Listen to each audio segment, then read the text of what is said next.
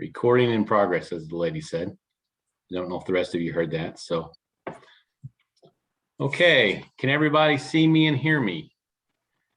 I cannot see and hear all of you, so I'm assuming that you can. It's 3 o'clock. We're going to go ahead and get started. So, I was really bummed that we cannot have a camp out this weekend, but so be it, right? My new motto in life is be happy with what you have while pursuing what you want. So I got to be happy with what we have, and we'll make the best of it. I'm going to share my screen. If any of you have any questions or comments, you're going to have to speak up. Hear you, because I cannot see any of you. Something in the chat.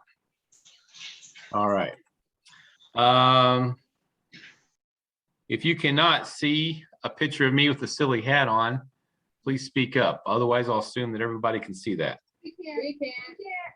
Well, I think I heard can, not can't. So, is that good? All right, let's get started. This is a new honor, brand new honor. In fact, as of this past week, I've been checking Adventist Online pretty regular, and you can now get an oval patch. Just look like any others. But up till now, if you earn this honor, we had it was a patch that showed that it was still in the process. I've heard these are really valuable, so I still have a lot of these left. If when we race boats at the winter camp out, if you want some, I'm selling them, I think, for $1. I still have a big batch of them I'm trying to get rid of and recoup my money, but I'm more than happy to sell them, I think, for $1 is what I've been offering them for. So, but you can get on Adventist Online now and order these. So that is something you can do once you earn the honor. Okay, start off with just the basic requirements. You don't have to read this in detail, but this is an honor I wrote. And quite honestly, it was because of you guys, Wisconsin Pathfinders. As you know, every other year we do the Pinewood Derby, and looks like everybody has a lot of fun doing that. It's always fun to make cars. We don't do it every year because we want to be special every other year. So the thought was, there'd be nice if we could do another race on the years in between. So I started looking through the honor book, and there's nothing else that you can really race. So I came across pop boats is really what initially spawned the idea of doing a toy boat honor. And long story short, we now have a toy boat regatta honor. I've taught it to several folks as far away as Texas, taught to a club down there during the COVID issue, taught to various folks, and now yourself. And I'm looking forward to getting together in February where we can all race it. There is some big differences between this and the Pinewood Derby honor. Pinewood Derby honor, quite honestly, it's my opinion, it was too simple. Basically, build a car and you race it. So I wanted to have an honor that really talked more about the science of boats and some of those things. I just felt like the Pinewood Derby honor was a little simple.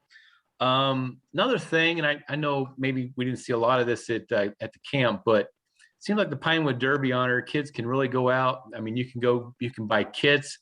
Kids can spend a lot of money with the weights and the special wheels and the special graphite lube. And it's like, I'm not really sure. I mean, you guys can do that, but I want this to be something different. For the most part, I want you to go find stuff out of your trash, recycle things, find it out of materials that you would just normally throw away, and make it into some cool looking boats. And I'll describe some of the ways you can do that later. Did want to talk about the science. There's a lot of science in boats. Also, I wanted to add a spiritual component. So there's not really a spiritual component associated with the Pinewood Derby.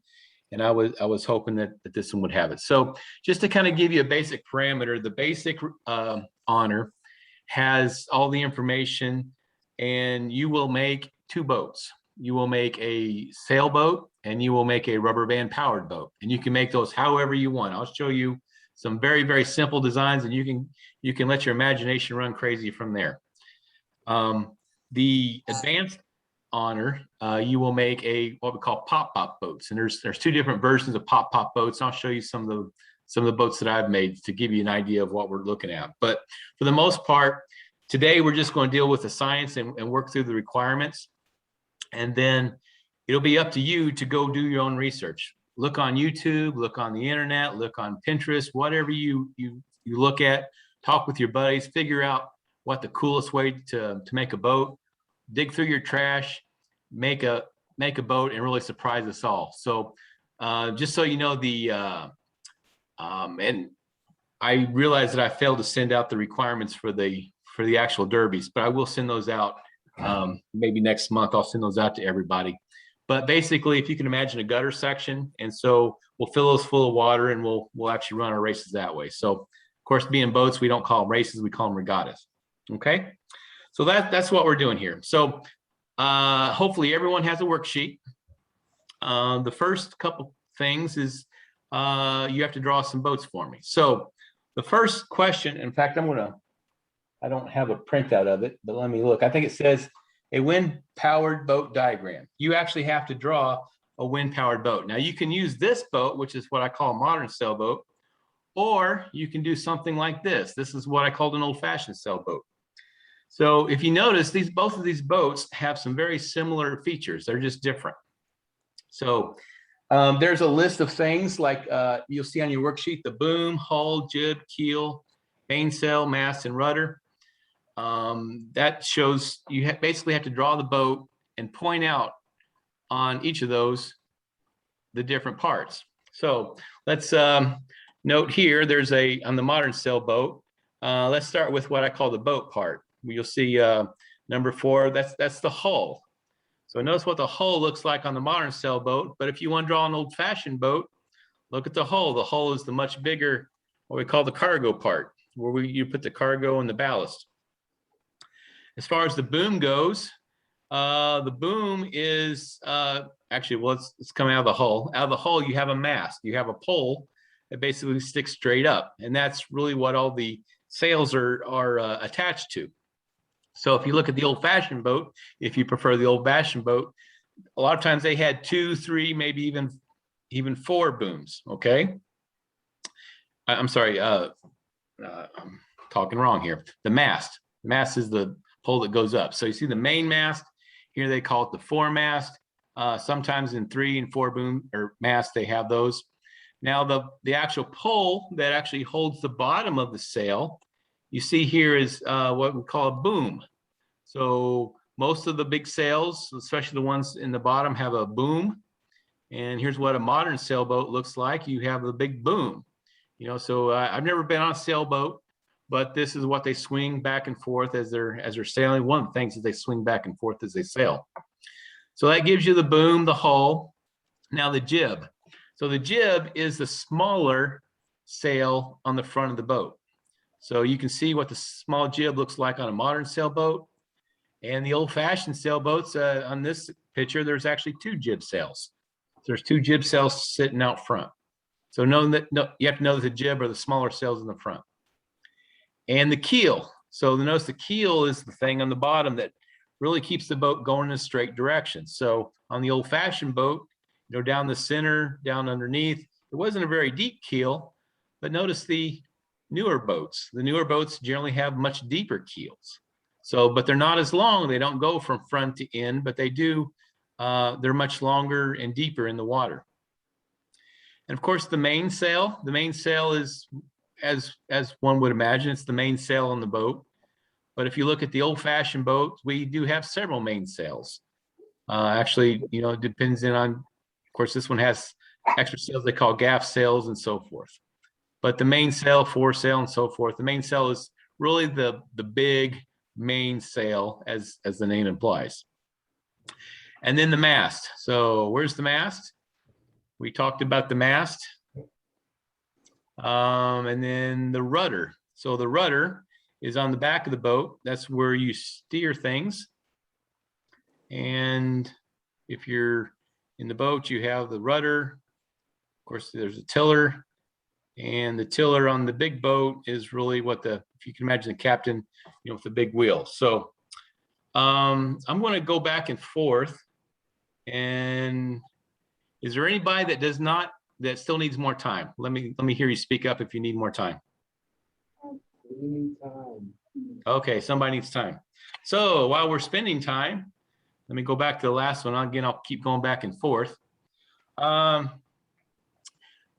time for some jokes, and this is where I need to hear you talk to me. What type of vegetable is banned on ships? Does anybody know this one?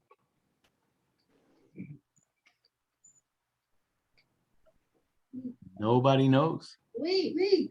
Leeks. Ah, good job. Is that Watertown? Yeah. Awesome. Yeah, leeks. All right, and go back to the old-fashioned boat.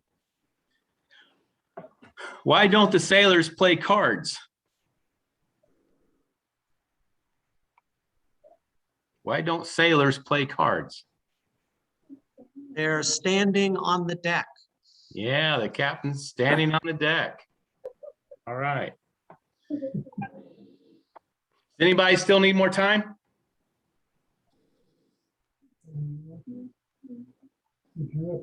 Our crowd needs a little more time. Okay. You prefer the old boat or the new boat? The new boat. The new boat, okay. What do you call the fastest sailboat in the world? This is a really bad one. I apologize. But you can blame Wausau since they're not ready to go. So we have to listen to another one of my jokes. Anybody know the fastest sailboat in the world? Usain Bolt. Bada boom, sorry. Groan. Wausau's fault, they're not ready to go. Are you ready now, Wausau?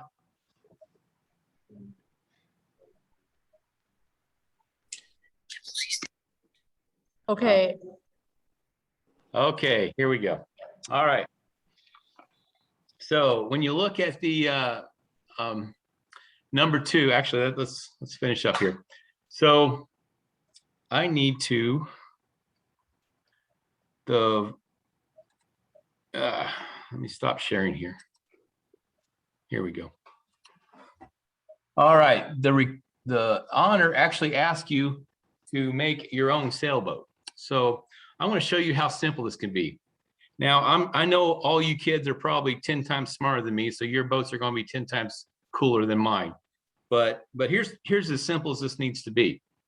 So I took one of these, actually it's a heavy whipping cream little carton. I cut it in half and I stapled it together. Now I can float this on water, and I take a straw and I blow it on the sail and it blows. That's as simple as it needs to be. But you guys know that I'm a pretty simple guy, so that's that, and you guys are pretty cool and have a lot more creative genes than I do. So I'm sure you can come up with something cooler. But when you make a boat, then what you need to do is look and see, does that really work?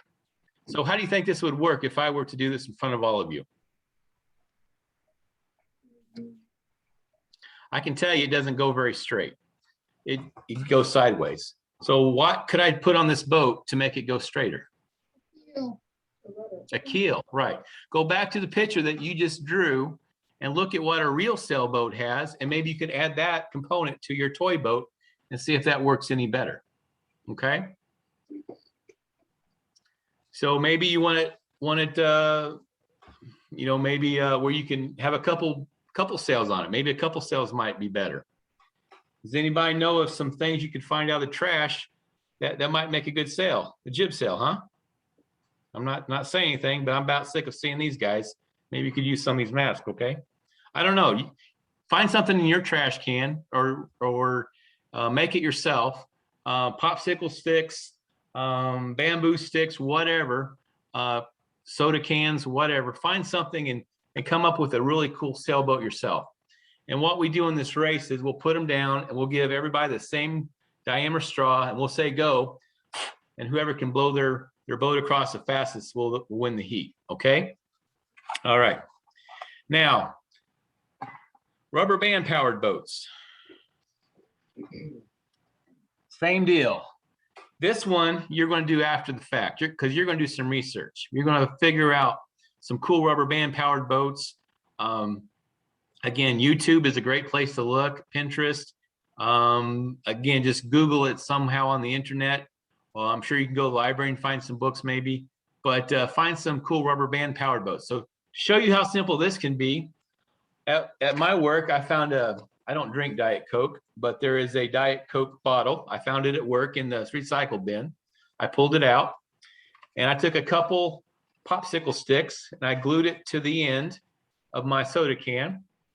And then I had a bunch of these buckets at work. They're like pretzels come in them and they set them out for people to eat. So I took a couple of the lids. I cut holes in them. I don't know if you can see that, but I made a rectangular cut. And out of that, I glued them together. You can see that. And then stuck a rubber band on there. So that's all mine is. So when I wind it up, and then I get it going there. And then you let it go and it spins around. Now I'll tell you, again, this is pretty simple because I'm just a simple kind of guy. But you guys, I'm sure, can really find some really cool ideas and come up with your own stuff. I can tell you, if I were to put this in water, what do you think happens to it? I'll tell you, it kind of starts going sideways when I do it. That doesn't work very well. So what could I do to my boat to make it where it doesn't want to bend over sideways? Go back to your pictures. You get maybe a keel, the rudder, those kinds of things you can add to your boat. So again, look at that picture, those diagrams that you just drew. Look at all the components that are on a real boat and put them on your boat here. So for the worksheet, that you can do this after we're done here today. It says the rubber band powered boat design, label the features that are different than the wind boat above. So obviously the things that are different, you'll have some kind of a paddle and you'll have some kind of rubber band, but don't do it yet. Don't do it yet. Go do some research and then you can do your own design. So I would hope that we don't show up in Wakanda and everybody's boat look the same. I'm anxious to see the variety that each of you have really put thought into your boat design. So everybody understand what we're trying to do? Okay, now let's get on to the number 3. Let me see if I can share my boat again.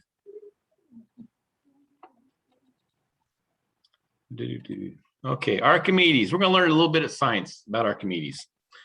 Archimedes was born around 287 BC. So think about that. That's before Christ. That means when Jesus went to school, he learned about Archimedes. Archimedes was a Greek guy, so I'm sure Archimedes' information was available to Jesus when he went to school. His dad was an astronomer, and Archimedes actually studied under a guy named Euclid. So if you don't know that name yet, it means you haven't gone to high school yet. But when you go to high school geometry, you're going to hear about Euclid geometry. So these guys really came up with the kind of math. If you don't like Euclid geometry, what's that?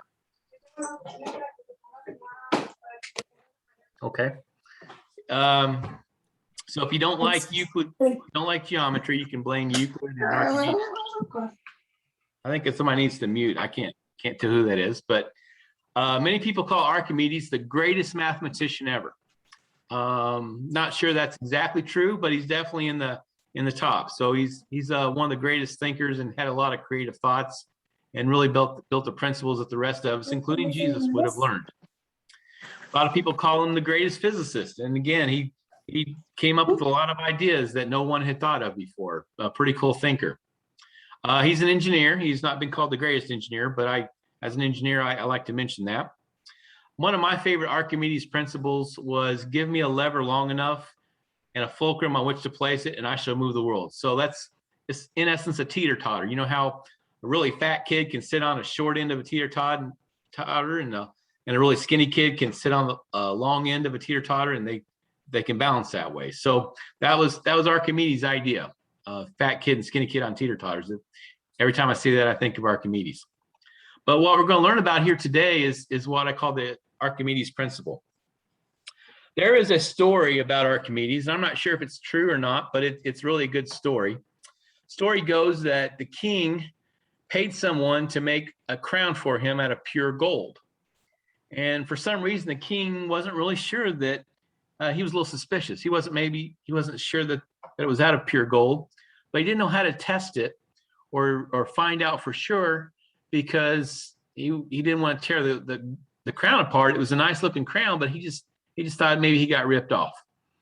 So he didn't know what to do. So he went to Archimedes, and he gave Archimedes, he says, Archimedes, I need you to tell me, is this real gold or not? So Archimedes thought and thought and thought. He thought about this question day and night. He really couldn't think about anything else. One day he's taking a bath, and so as he sits down in the bathtub, he notices that the water rises.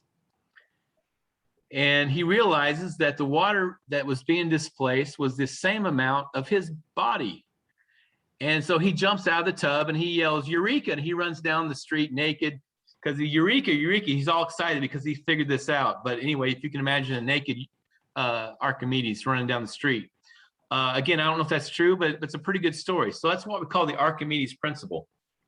So the Archimedes principle of buoyancy says this: an upward buoyant force that is exerted on a body immersed in a fluid, whether fully or partially submerged, you can read this as well as I can, is equal to the weight of the fluid that the body displaces. So here's what that means.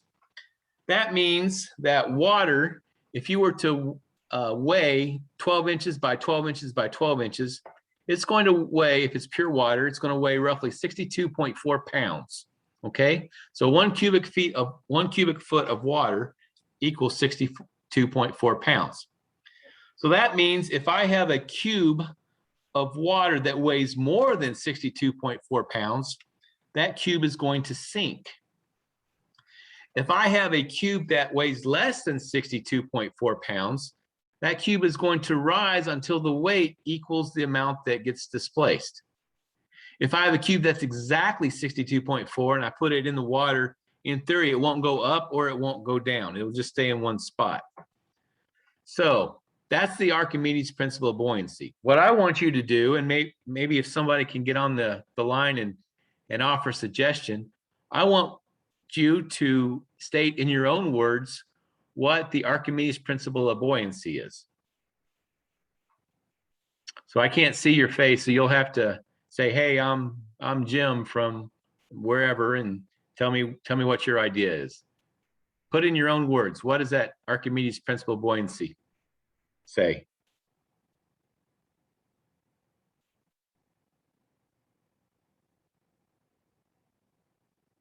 Any suggestions?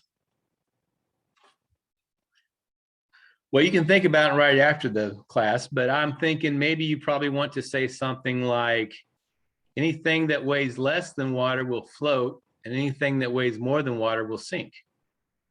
That might be one way to say it. Or the amount displaced equals the amount of weight of water that it gets displaced. So what does that mean with boats? So here is a picture of boats, if you will, different kinds of boats. And if I were to take what you see there in the gray, the dark part, that's what we call displaced water. So I take the shape and the volume of that displaced water, and then if I were to multiply that by 62.4 pounds, that's exactly how much that boat weighs. So if you look on the far left, there's a little tiny, looks like a John boat. It doesn't displace very much water, but if a guy like me, 200 pounds, were to step into it, that boat would sink lower into the water, because it would need to displace more because the boat and the cargo is now heavier. So you can see the different kinds of boats have different shapes to take advantage of that. So again, think about that as you're doing your toy boats. You may find that your boat is too light. So you may want to maybe make it in such a shape that it actually sinks lower in the water so it doesn't try to tip over. But that's what that is. So how does this principle apply to all boats? The boat sinks to the point that the displaced water equals the weight of the cargo and the boat. Okay? All right. Hopefully everybody got that. We're going to move on we're going to learn about Sir Isaac Newton. So we learned about Archimedes. Now, Sir Isaac Newton came along a lot later in life.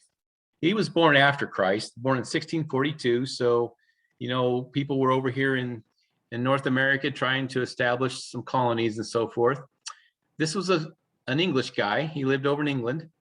He was a mathematician, a physicist, astronomer, and theologian. People don't realize that Sir Isaac Newton was a theologian. In fact, he wrote a lot more about theology than he did about science. And I like to point that out because you will hear some people, and I don't want to call them idiots, but you will hear people that say you cannot be a Christian and be a scientist at the same time. Well, if they want to insist on that, then they need to take away everything that Sir Isaac Newton did. Newton, if you pick up any physics books, most of the information in there is founded on what Sir Isaac Newton figured out and first put into words for us. So if they want to play that game, they'll have to almost throw away their entire physics book. So that's not a very fair argument because, in fact, I was looking up a lot of the things that he wrote. Curious to know, he predicted that the Earth would not last more than 2060. So per Sir Isaac Newton, we should be coming to the end of time also. But as we know, we don't know the time or date. But anyway, so he started the science revolution. Sir Isaac Newton, I think hands down, he started the science revolution that we have going on today and that all of our physicists, everything is based on. Today, we're going to learn about a couple of laws of motion. So Newton is one of his things was the three laws of motion. So the first law of motion says this, and you'll need to describe this. So the actual word says an object at rest will remain at rest unless acted on by an unbalanced force. An object in motion will continue with constant speed and direction unless acted on by an unbalanced force. So in this example here, you see a soccer ball. So soccer ball basically says if that soccer ball is sitting still and nothing touches it, nothing is interfering with it, it's going to stay there. It's going to stay there forever. But when an unbalanced force, such as this guy's foot or lady's foot kicking the ball, so once it gets acted on by some other force, then it starts a projection. And then once it stays in motion, it will continue in motion forever until something else acts on it. So here on Earth, we have gravity that acts on it, or you might have the net that acts on it. But if you were in outer space and you kicked a soccer ball at 20 miles an hour, that soccer ball will continue at 20 miles an hour until something interferes with it. And so that's what Newton's first law of motion was. He was the first person to really figure that out and put that into words for us. So you can use these words, or I would prefer if you would actually rephrase this in your own language. Okay. All right. So how does this principle apply to boats? So here we have a sailboat. Here we have a rock. So what's the first law? So if a boat is sitting still, how fast is it going to move? It won't, unless something else acts upon that boat. So if something else acts upon that boat, an unbalanced force such as a wind or the sea current or some seal that comes up behind it and pushes on it, that boat will stay in one spot. But once it starts going, it will continue to go until something else acts upon it. So in this picture, you see some rocks. You know, it could ground ashore. We have friction of the water. We do have wind that's blowing it in the opposite direction. We have a wind that could push it forward or whatever, but that boat will continue to stay in motion until in that same direction until something else acts upon it, like wind, a rock, or waves or something like that. Okay. Hopefully everyone understood that. We can come back to these at the end if anybody has any questions. Now we're going to go to Newton's third law of motion. So I do have people ask me what's the second law. So I will tell you it's a what we call force equals mass times acceleration. So it's a second law of motion, but we're not going to discuss that today. We're going to jump straight to Newton's third law of motion. Newton's third law of motion says for every action, there is an equal and opposite reaction. So here's an example of someone pushing on a wall. So if you push on a wall, and this is 100 newtons, so if I say 200 pounds, I'm pushing on a wall, how much is that wall pushing back on me? Hopefully it's 200 pounds, because if it's only pushing 100 pounds and I'm pushing 200 pounds, that means I'm going to fall through the wall because I'm pushing harder than the wall is pushing on me. If, however, I'm pushing on the wall 200 pounds and the wall is pushing on me 300 pounds, that means the wall is going to fall on me because it's got more force against me than I do have on it. So that's what the third law of motion means.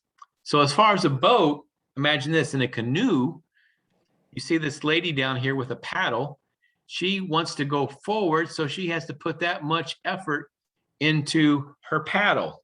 So she's putting a force in one direction so that she can go in the opposite direction.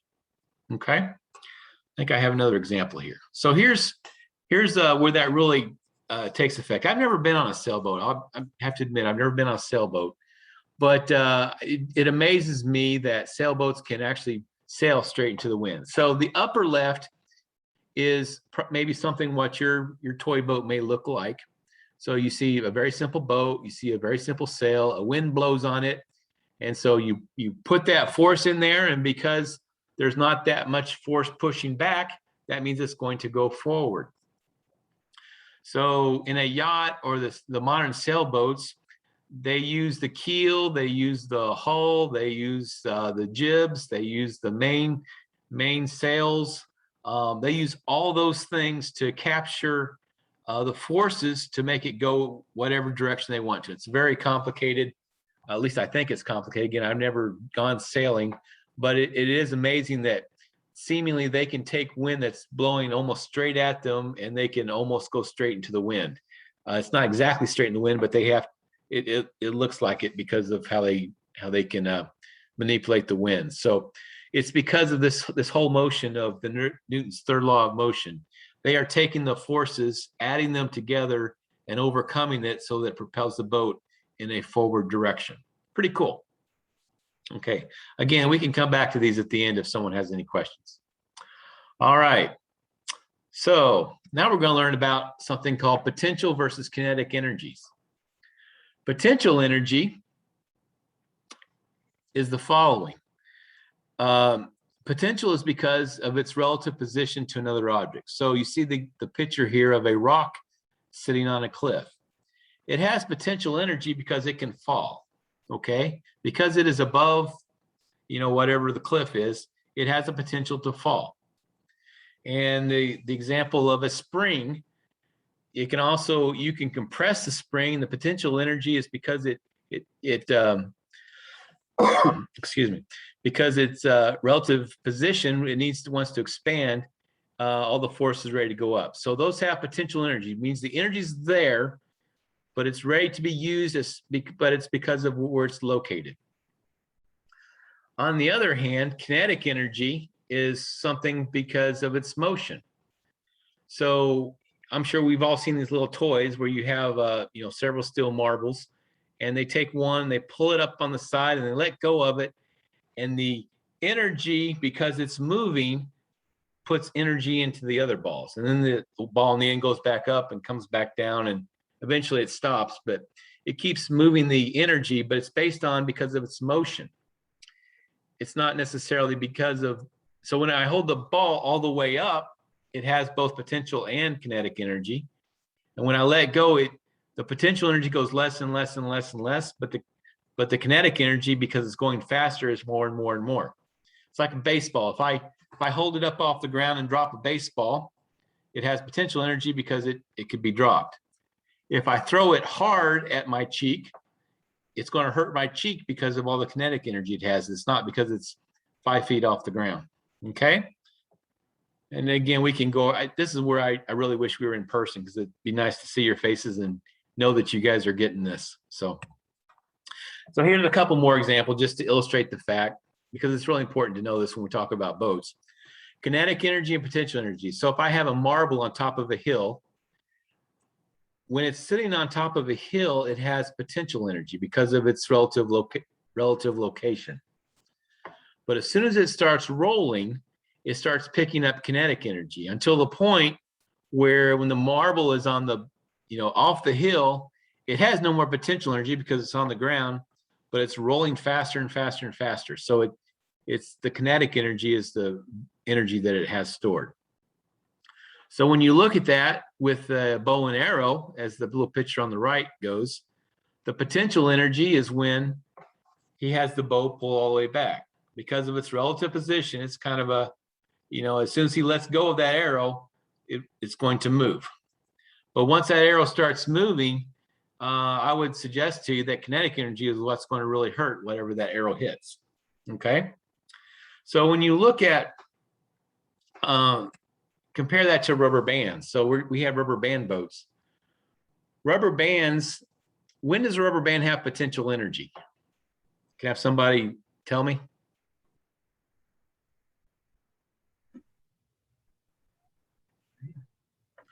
So when you pull back a rubber band, because of its relative position, it has potential energy.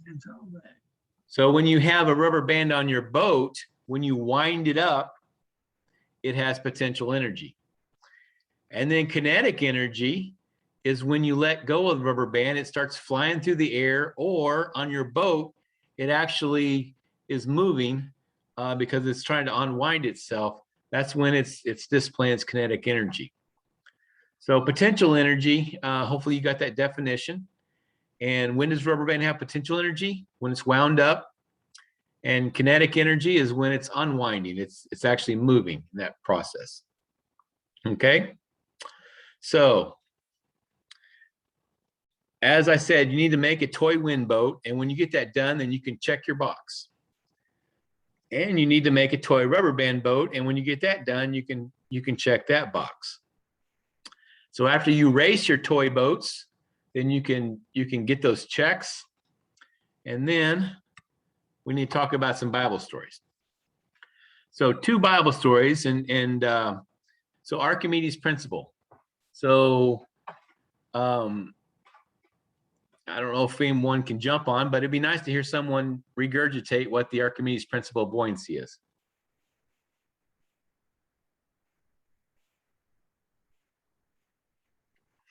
So if something is heavier than the amount of water it displaces, it sinks. And if something is lighter than the amount of water it displaces, it will float. So I need you to think of 2 examples in the Bible that talked about the Archimedes' principle of buoyancy. So hint, hint, probably thinking about something boat, something that floats, something along those lines. And you're going to tell 2 stories. So this can be to your Pathfinder club. You can go home and you can do this to your family for family worship or something like that. But you need to be able to think of 2 Bible stories where you can tell a story that followed Archimedes' principle of buoyancy in the Bible. Now, not all the stories in the Bible follows Archimedes' principle of buoyancy. We call those miracles. I would like for you to think of 2 examples in the Bible that defies the buoyancy principle. And again, we call those miracles. So you might think about Jesus and his disciples. I'll give you a little hint there. And the other is an Old Testament where they were chopping down some trees. That's enough of a hint. But if you can think of those Bible stories, again, you need to, or maybe you can think of another one where you can make sure you tell a Bible story. Again, it can be to your Pathfinder club or to your family or something like that. But go ahead and write that down and check it when you have those done.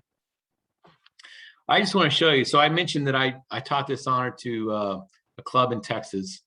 I apologize, the video is not great, but I'm going to see if I can play this video for you. I'm hoping that when we get together, we can have a much better video. Here's a sailboat. So you notice that there's the gutters.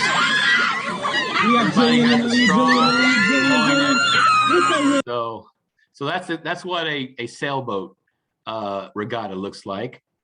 And then this is really tough to tell, but I'll show you how much fun they're having. This is a rubber band rally.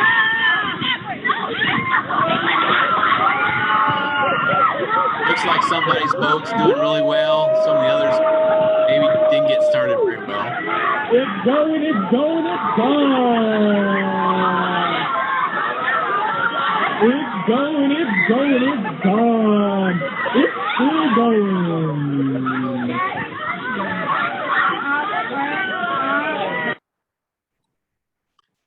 So so on those races, as far as rubber band powered boat, so the sailboat, you'll go until you actually reach the end. Rubber band powered, it's whoever goes the farthest or reaches the end the first. So I would encourage you to practice this at home. You know, fill up your bathtub and run the boats and figure out what works, what doesn't work, and make whatever changes you need to make sure that that this works out well. Because go back to the original pictures that you drew, and if your boat maybe is going sideways or it's not going straight, maybe you could add something that you see in the in your diagram, or try another design. There's no rule that it has to weigh so much. The only rule is it has to fit within the gutter. So I think it's 4-inch gutter. And so you know what your house gutter looks like. Just imagine a boat floating in that. And if it will fit in that, it's welcome to go. It doesn't have to meet any weight parameters. It doesn't have to have any kind of color or anything like that. So use your creative imagination, go through your trash, your recycle bin, or if you want to spend a little bit of money, you can maybe find some materials. But like you said, I think I heard somebody say that you'd like to use the styrofoam, and that's fine too. Styrofoam's fine. That's a good material to use. And somebody's in my kitchen making lots of noise, but okay. So anyway, that's it's up to you. You do it however you want to do. All right, before we go on to the advanced honor, does somebody have any questions? You want to go back to any of the slides? So I'm really giving you more things you need to do at home after this. So hopefully I gave you enough information that you can get started. If you have any questions, you can, oh, looks like somebody has a question. Anita? Can we use electricity? Can you do electricity? Well, that would not be a wind-powered boat, and it would not be a rubber band-powered boat. Could we use rubber band only once? Well, the whole idea is I want you to use potential and kinetic energy. So, Like I'm saying, could we use like a slingshot to fire it? oh, Kind of. yeah, as long as you don't use electricity to power your boat, I guess you could put a battery and something on it, but I can't use it to power my boat. no, needs to be rubber band powered. No, the rubber band, because it will. I'm gonna have a rubber band like having a thing that's gonna be connecting the thing to like have it made. Yeah. So technically, there is gonna be. I'm gonna be using rubber bands twice. If you can say that all your power is coming from a rubber band, that's fine. But yeah, probably charging electric motor is probably not a good thing to do. Why? No, 'cause that's what it is. Because that would be an electric powered boat. Thank you. Okay. That's a good question, though. I honestly did not think of that possibility. Anybody else have a question?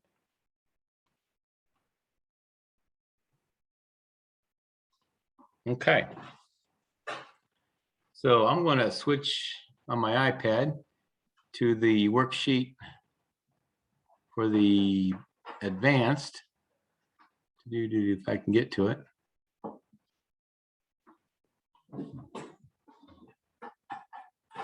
Okay. All right. Now the advanced worksheet. Okay, let's all move to the advanced worksheet. So I think everybody understands what you need to do for the basic. Again, basic involves rubber band and air powered. Okay. Let's see.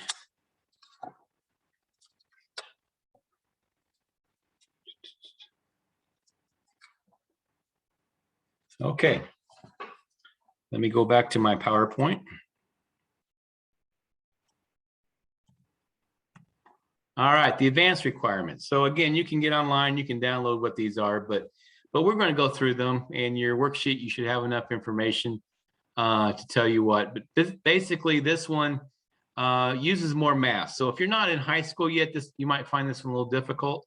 But this is really, that's why it's advanced, because but just because you don't go through the advanced requirements doesn't mean that you can't do a pop boat and race them in that. So I will leave that to you to decide if you can do this or not, but we will go through it. So pop boat. Pop boat is actually something that, again, this is what I first saw and thought this would be cool if we could do this. So if you get on YouTube and you type in pop boats, you will see all kinds of different pop boats and so forth. They're really cool.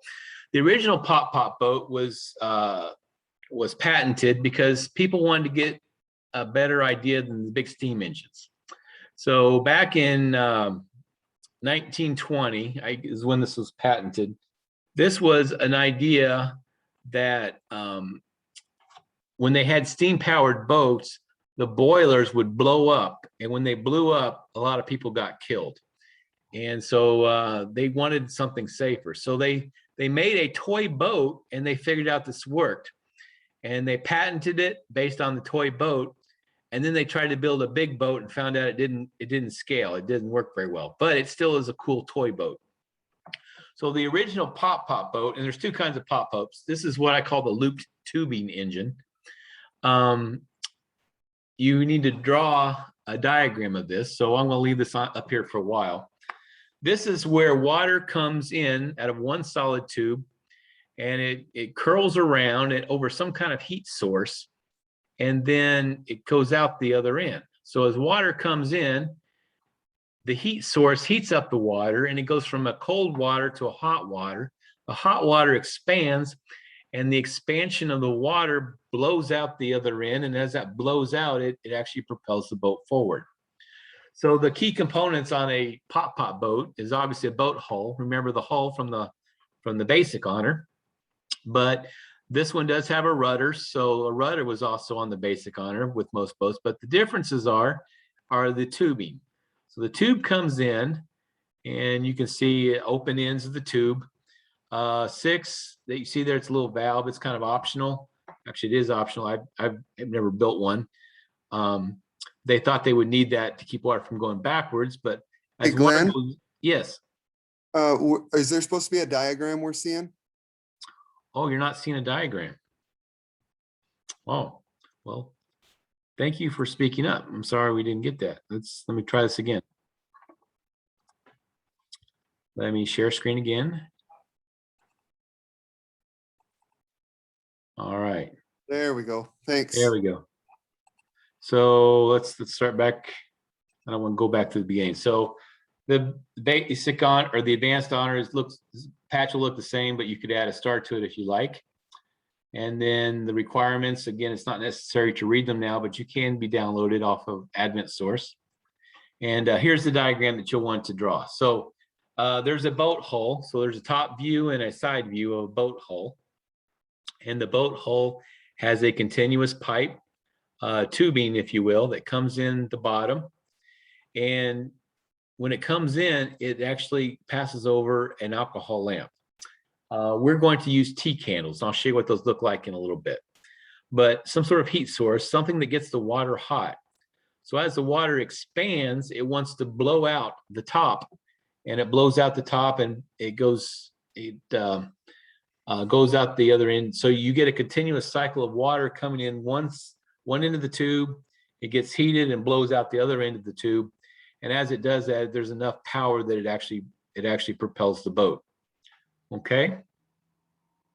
So the key components are here, obviously the boat hull.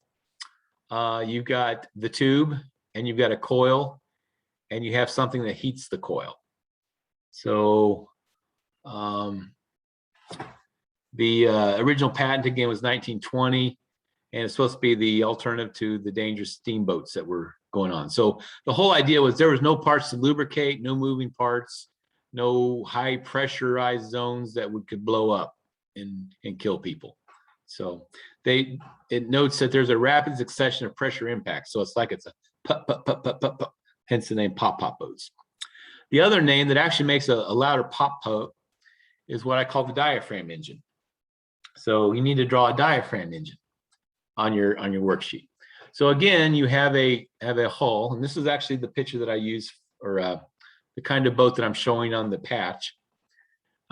This comes in, so there's 2 tubes, sometimes 1 tube, but 2 tubes usually, and it comes into what I call a diaphragm. And that diaphragm is being heated by a candle. And I'll show you in a little bit the kinds of candles that we'll use. This one was patented as a toy boat. They had no expectations that this would be a full-size boat, but this was intended to be a toy. And I believe the Boy Scouts had it in their manual up until sometime in the 1970s, where the Boy Scouts would make them. So, but again, get on YouTube, type in pop pop boat, and you will see all kinds of really crazy designs and cool designs. And but this makes a pop pop pop pop pop pop. You can even buy these if you know where to look. I haven't seen one for sale for a while, but again, when this is full of water, the whole idea is that the candle is going to heat up the water, and as it heats up, it blows out. And as it blows out, it creates a vacuum, so it pulls water back in, and it's a vicious cycle. Pulls water in, sends water out, pulls water in, sends water out. And as it does that, it propels the boat forward. So your diagram should show a hull, should show the tubes that come in, should show a flat diagram. And I'll show you what one looks like later if you have a tough time imagining what this looks like. So it's kind of a squarish footprint, but it's not very thick, kind of like again, they call it diagram. If you can imagine like a small envelope. And so it's all full of water. That's how that operates. Okay. So, all right. So what happens to water as it turns to steam? So just to let you know, I don't know if you learned this in the water honor, it was kind of cool, but it depends on temperature, like the temperature of the liquid, the water, the pressure, the temperature, the vapor, and so forth. But at its best condition, 1 volume of water can make 1,600 volumes of steam. So you can imagine 1 gallon of water under the ideal situations is equal to 1,600 gallons of steam.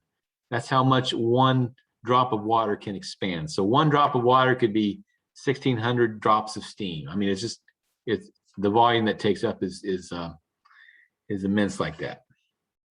So that's what happens when liquid turns to steam. It expands, and again, it can expand up to over 1,000 times. So it's a huge increase. So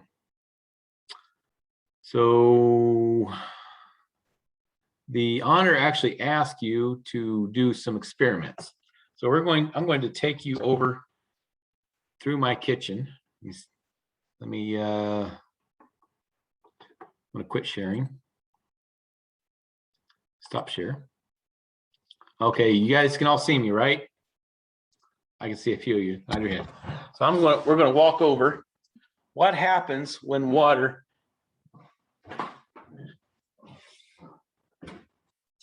gets hot? So first thing I'm going to do, this is my kitchen. I'm going to take a baggie. Okay, this is a baggie. I'm going to put a little bit of water into it. So I don't know, I put probably 1/3 of a cup maybe. Doesn't have to be very much. Uh-oh. I have to find a new bag. That's got a hole in it. That's not gonna work.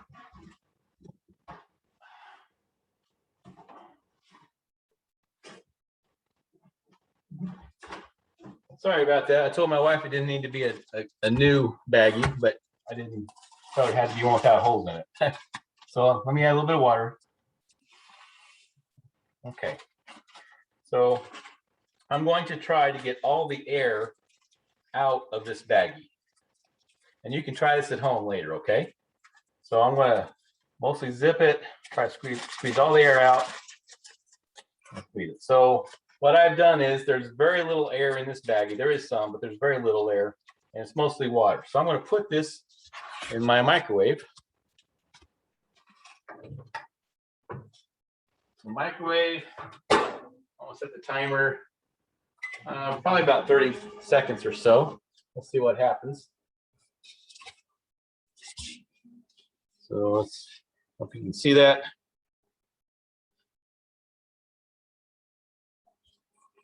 Be tough to tell. Tick, tick, tick, tick. Anybody got a joke you can share?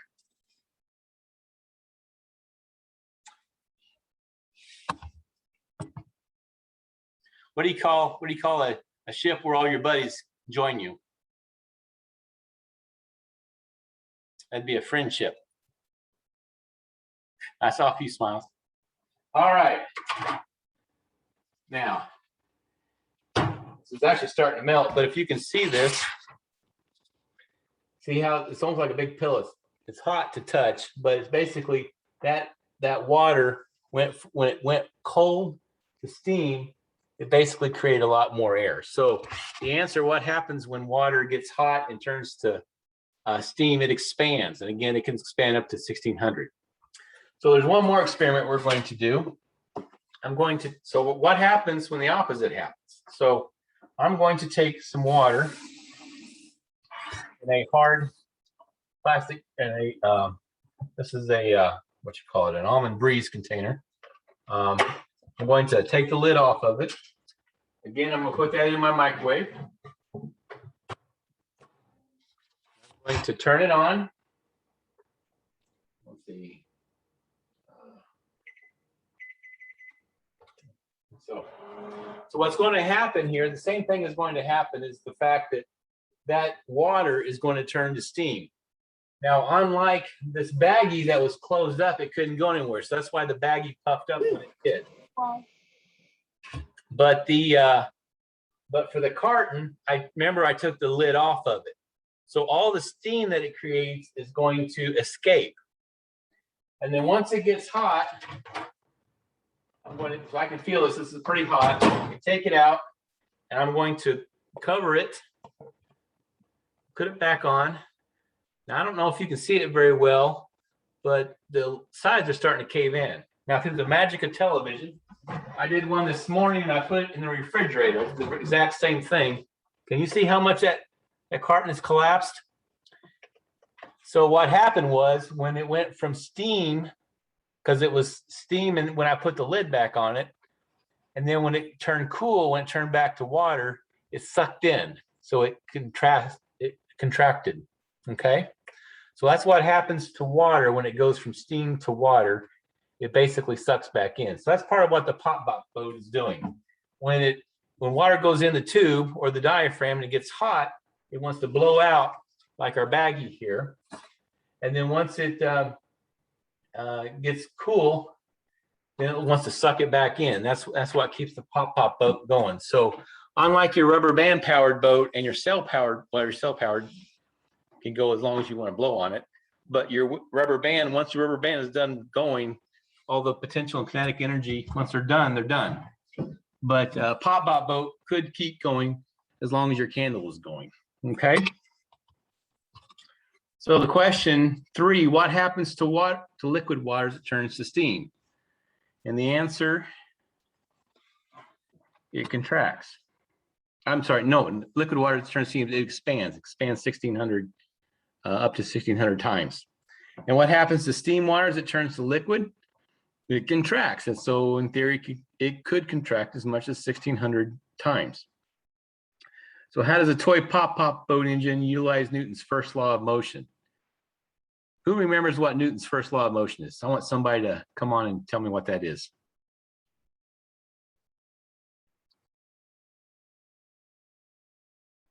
Somebody. I think somebody's trying to talk, but you're muted.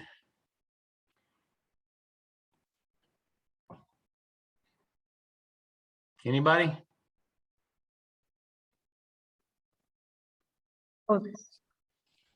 Yes. Somebody? So An object at rest will stay at rest. Right. An object in motion will stay in motion. Right. Unless acted upon by an unequal force. Right. So that's Newton's first law of motion. So when a pop-pop boat, so once that's the same as inertia is a property of matter. Oh, I'll have to think about that. I'm not, maybe. Maybe. You're not supposed to ask tough questions today. So how does a pop-pop boat engine utilize Newton's first law of motion? So once the water gets moving, it continues to move. That's was the idea, is that especially the loop coil, once that water starts moving, it wants to stay in motion. And then as far as the, so once you make a pop-pop, now I want to show you what some of the pop-pop boats I've made.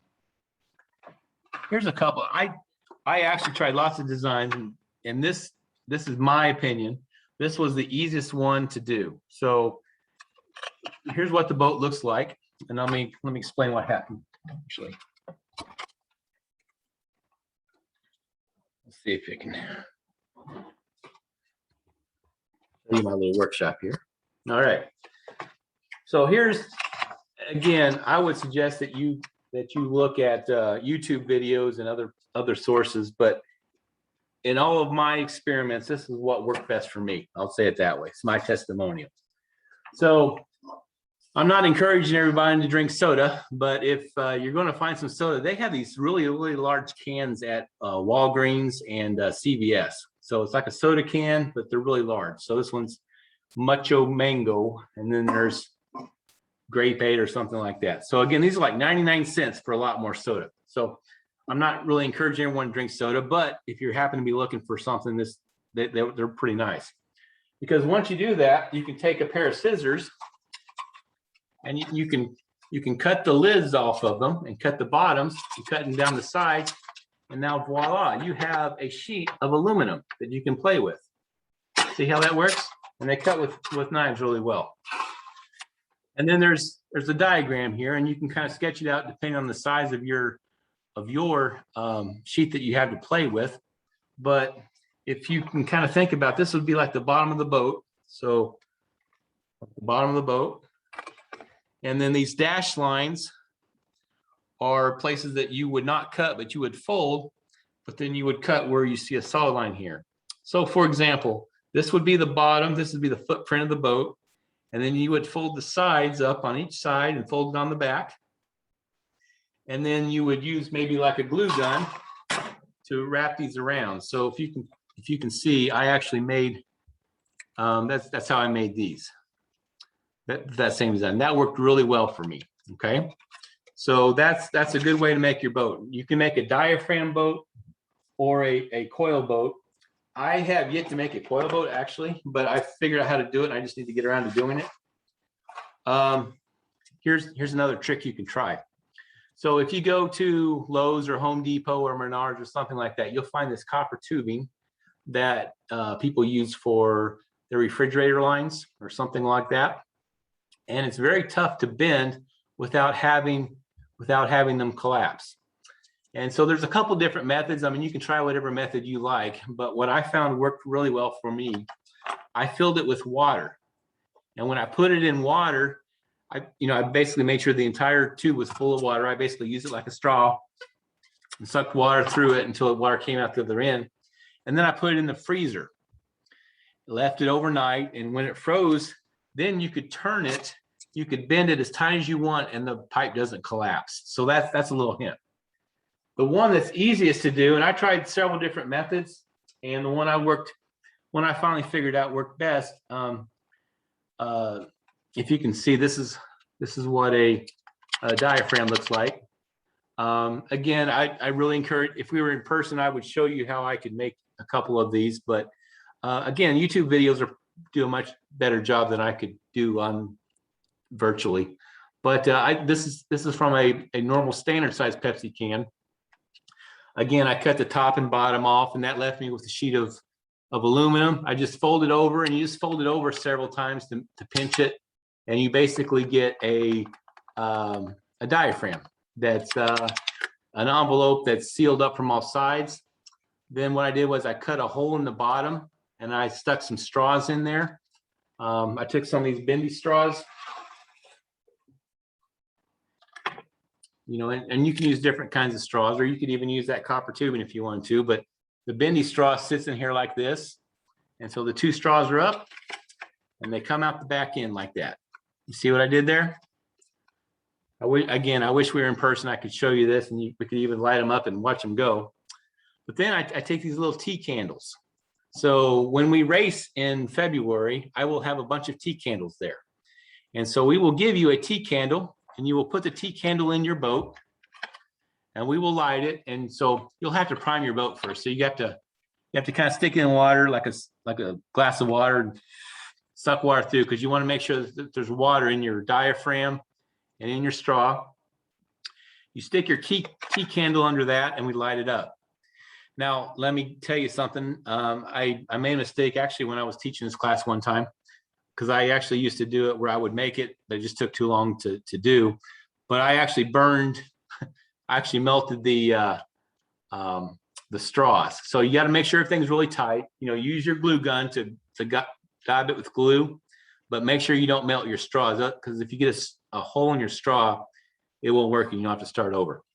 But once you get that going, we'll light the tea candle and you'll hear a pop, pop, pop, pop, pop, pop, pop, and it'll just take off. It's pretty cool. So again, get on YouTube, because there's lots of people out there that show how to make these and they're really cool to do. I made the simplest ones I could that appeared to work and I could do repeatedly, but it's up to you. You know, you do it however you want. This one, again, the same kind of design. It's got the same shaped bottom boat. And I just, you know, made the sides, folded them up, glued them at the top, glued them at the bottom. They're nice and stable. Again, there's the diaphragm, a couple straws come out the back. That's all I did. I've tried to make some different kinds and to limited success, but those seem to work out the best for me.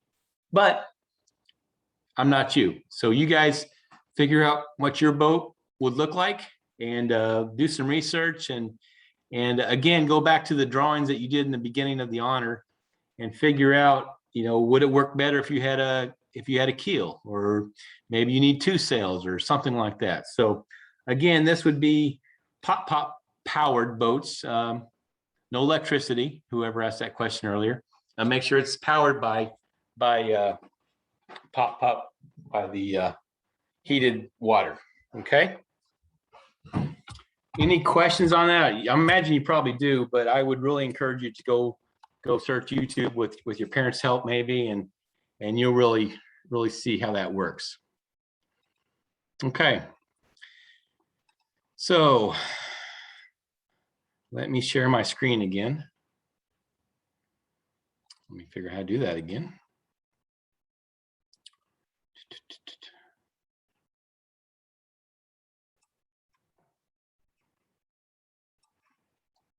Share screen. Here we go. Okay. I will assume that you all can see this unless you tell me otherwise. So again, you can make whatever kind of boat you want. Oh, one of the jokes I forgot from the beginning, I can't believe I forgot this one. I like to say a lot, whatever floats your boat. Okay. So whatever kind of boat you want to do, you're welcome to do it. The advanced honor, if you should want to actually do all the work to get the honor, it asks you to go through the scientific method. So you need to make some assumptions. So scientific method, if you haven't run across this in probably 5th grade biology yet, first thing you do is state the problem. So in your situation, you'll have a boat and you'll want to state the problem. Maybe your problem is my boat isn't going fast enough. So you would do what we call formulate a hypothesis. And your hypothesis might be, if the boat was longer, or maybe the keel was longer or something, maybe my boat would go faster. That's a theory. You might call it a theory, but we call it a hypothesis. You formulate a hypothesis. Then you have to design an experiment. So you might say, maybe I need to time my speed before and after the changes. So what you might do is you might design an experiment where you say, I'm going to race my boat 4 times. And I'm going to make a change or use a different boat that's made differently. And I'm going to do the same experiment again 4 times and see which is faster. Okay. Then you collect the data. You actually run the experiment. You collect the data. And then you analyze the data. So you compare the speed before and after the changes. Did those changes, in fact, fix whatever your speed issue was? Then you draw a conclusion. Making something longer made the boat, maybe it goes slower. Maybe your problem might be that my boat is not going straight. So you could do some changes, modify your boat such that happens, okay? All right. So the worksheet gives you a place to do the scientific method. So once you race your pop-pop boat, you can mark that down there. Now, the last question is, how much could the animals and other cargo on Noah's Ark have weighed? And then a follow-up question, how many animals could have fit on the Ark? So I'm going to tell you what, there is no right answer except that it does work, but you have to make an assumption. So you need to figure out, go back to the Bible, and there's a place in the Bible. I'll give you hints, the Old Testament. Yeah, matter of fact, it's even in Genesis, where God tells Noah exactly how big this ark had to be. So you have to make some assumptions on how big this ark was as far as the thickness of the wood. You need to, there's places on the internet you can go find out what the density of wood is. So, you're using 1-inch wood, 4-inch wood. Basically, I'm asking you to design the ark based on the parameters that God gave Noah and figure out how heavy that boat would have been. How much would it have displaced? So it would have displaced quite a bit of water. And then when all the animals are on there, how much, so basically how much cargo could you have put on the ark? And you'll have to make an assumption. So again, you might look at maybe a zoo, a couple elephants, couple giraffes, couple this. You're gonna have to make some assumptions. Just make a bunch of assumptions, how much the animals could have weighed and how many pounds of animals could fit on the ark. Could you have fit all the animals in your local zoo? I don't know. So probably, I bet you would. If you're looking for places to go, if you ever happen to be passing through Cincinnati, Ohio, on the Kentucky side of the river, there's a Noah's Ark exhibit. It's really cool. It's a full-size Noah's Ark, but Creation in Genesis, I think, is the place that does that. But they have a really cool website. So even if you can't travel there, there's a lot of good information there that can give you some ideas on what this ark may have been built, and so forth.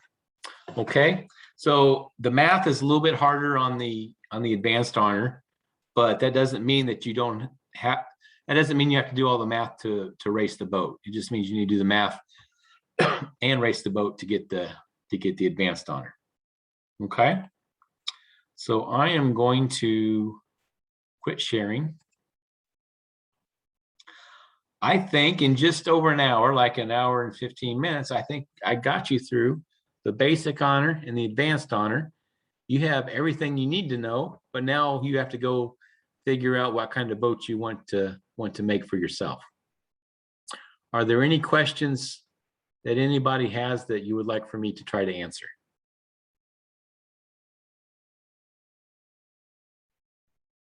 Again, it's up to your imagination, whatever floats your boat. What do you want your sailboat to look like? Do you want it to look something like this? Do you want to use a lot more things like this? Or find some really cool designs to make it look like a real boat, and so forth. But the bottom line is, I'm not telling you how much it has to weigh or not weigh. I'm not telling you. It just needs to fit in the trough so that we can race it. Looks like someone has their hand raised. Go ahead.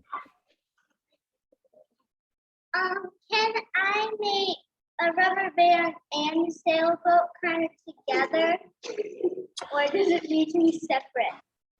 Well, I would say it needs to be separate because unless everyone else did a rubber band wind-powered boat, we wouldn't know how to race you. You'd be racing against yourself. So we will have one race for rubber band powered. I'm sorry, one race for wind sail powered first. Then we would have a boat race regatta for the rubber band powered boats. Then we would have a race for pop-pop boats. So we'll probably have at least 2, maybe 3 or 4 tracks, and we'll just see how that works. Okay. Another question? For the putt-putt boat, can you have multiple engines? Yes, in fact, there are some really cool multiple engine putt-putt boats. It's just, I tell you what, you'll see some, it's just, wow, they're really cool. Maybe someday I'll make a really cool one like that, but I haven't made any like that. But yeah, I have seen multiple engine pop-pop boats. So I would allow that. Now, keep in mind, I'm only going to give you one candle. So you're going to have to figure out how to get one candle to light several pop places. The sailboat, do you have to use a straw or could we just blow with your mouth? Well, no, I think to make it fair, we're going to give everyone the same kind of straw. Oh, okay. So you need to blow through a straw. Otherwise, I would win because I have a big breath. I talk a lot. I see another question. We found that a birthday candle works really good. Could we substitute that for the tea candle? I'm sorry, what did you say? For the putt-putt boat, we found that a birthday candle works better than a tea candle. Oh, well, the thought was I'll get everyone a new tea candle. So everyone has the same engine, if you will, or same, power. That might be unfair to have give someone like a blowtorch and someone else just has a little candle. So we want to make sure everyone has it equal. We have to do something to be equal.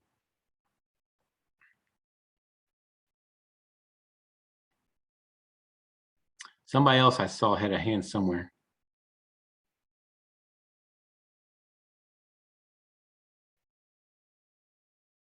Did everyone understand all the questions? Were they able to answer all the questions that they could, or is there still a question on any of the questions? All right. Was this a fun honor? I hope you guys have fun. I can't wait to see what kind of boats you build. Hopefully you all are going to be at the winter camp out where we're going to race some on Saturday night. And like I said, I've got these, they're not even triangular, but they're not squares either. These shaped patches represent the fact that when it was still an idea, it had not been approved. So I am told these are really valuable. I hope they are because I have a whole bunch of them, but I'm trying to recoup my money. I ordered a bunch and I think I'm selling for $1. So I'll have these available if you want to buy them. If not, like I said, you can go to Advent Source, but I also may have another opportunity. So, but I'm not going to tell you what that is yet, but I hope to see you in February. Okay. Before everybody leaves, could I ask the club directors to email me how many kids in your club or how many people in your club did the honor? It's kind of hard to tell from here, but I'm trying to get an idea of how many folks I'm teaching the honor to. Okay. All right. Hope you all have a good rest of Sabbath afternoon. I'll see you in February. If any of you are TLTs, you'll be hearing from me in the near future. Okay. All right. Bye-bye. Thanks, Glenn. Everybody enjoyed it here. Thank you. Thank you.